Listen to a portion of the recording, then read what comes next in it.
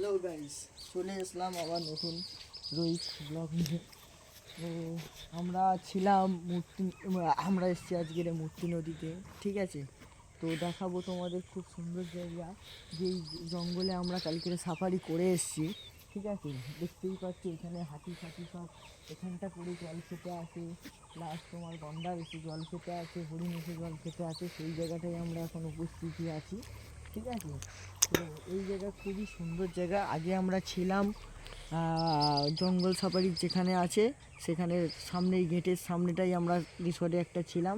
তো আমরা ওখান থেকে 13 কিলোমিটার দূরে চলে এসেছি মূর্তি নদীতে, ঠিক আছে। তো এই মূর্তি নদীকে তোমাদের দেখাবো, একটু দেখিয়ে নাও এই দিকটাই, ঠিক আছে। খুব সুন্দর জায়গা, হ্যাঁ।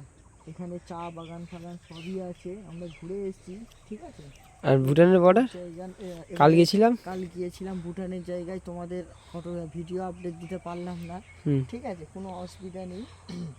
আর এই মূর্তি নদীর যে হোটেলটা ছিলাম, নদীর যেখানে যেখানে আমাদের ঘোরার জায়গা, সেই দেখুন গাড়ি জঙ্গল সাফারির একটা গাড়ি তোমাদের আমি দেখাবো জুম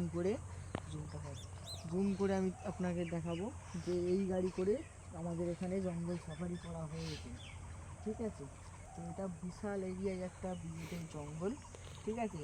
ডুয়ার্স, যেটা আমরা বইয়েতে পড়েছি, গরুমারা ডুয়ার্সের